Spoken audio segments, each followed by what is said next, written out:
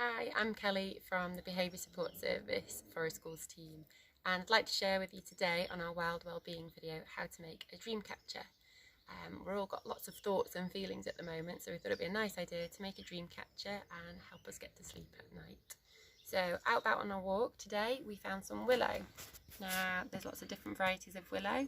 You can see it's got a nice waxy green leaf here, and it's multi-stemmed, so you get lots of branches coming off one tree. And you can usually see all the new growth because it's all sprouting out. You might even have a willow dome or a willow arch in your school grounds if you're there, or maybe on the local playing fields, or maybe in your garden if you're lucky enough.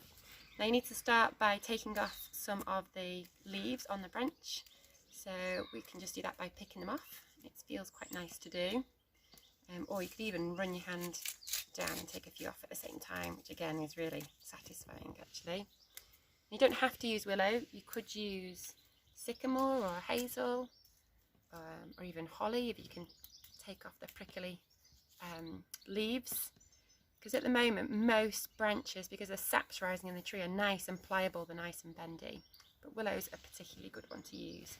Now to warm the fibres up inside, you can run your hand down or up and down like this, or you can even put it underneath your armpit.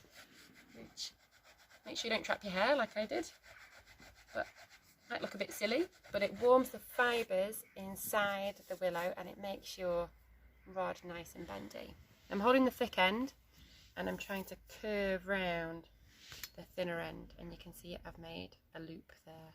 Now this one's quite small, but I'm going to use the thinner end to go around and weaving it around and around as many times as I can.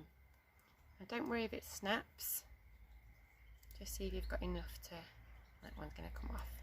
See if you've got enough to make it a bit smaller on this one, to bend it round and see if it will stay. And on this end, you need to use your thumb, which is your strongest digit, to tuck it in. Now again, mine snapped there, but I think that will hold. And I've got a hoop. Now this could be the start of loads of different craft projects. I've got some other hoops that we made here. It could be the start of a mobile or a wind chime. It could be the start of a crown. I'm going to show you a Dreamcatcher. So you can have it whatever size you like. I'm going to use this little one because I quite like it. And the next thing you need to do is tie on some string or wool to create a web in the middle. So it doesn't matter how you start this off, and don't worry about which end is the top, which is the bottom of your Dreamcatcher for now, because you can sort that out later. So tie a knot and secure it on. Doesn't matter which knot you use, so long as you can get it to stay. Now I've doubled that over. Now you want to go to another part of your hoop and you want to go around a few times. You don't have to tie it on here, you can just loop it through a few times. And this is quite tricky. It's good for your fine motor movement. It's a nice little craft to sort of immerse yourself in. And just repeat that process. Keep going. I'm on a squeaky bench. Until you've got the shape you want. And go around a few times if you can. Okay, now where should I go next? I think I'll go across here. Keep it nice and taut. And you might need a friend to help you. Or you might be quite happy doing this on your own. And I'm going to go across here.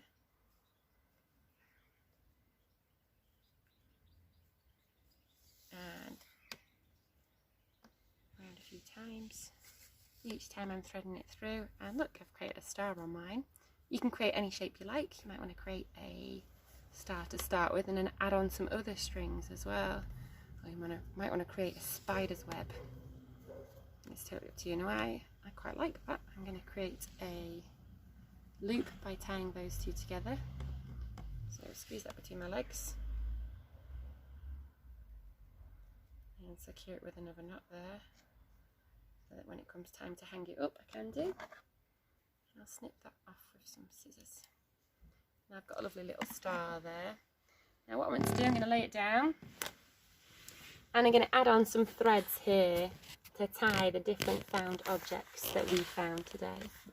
Now here's some feathers that we found. whilst we're on our walk, so I'll choose some of those. I'm not sure what bird they've come off, but we could do some investigating. And I found some pine cones as well. And then when we got home, we remembered that we found these shells last time we were on holiday on the beach, which we thought might be quite nice to tie on. So I'm going to be using some different coloured threads here.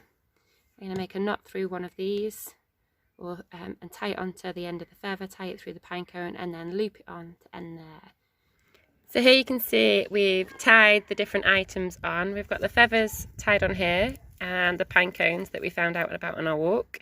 And then we've also got the different seashells that we remembered that we had at home from our last holiday, which is a nice little memory.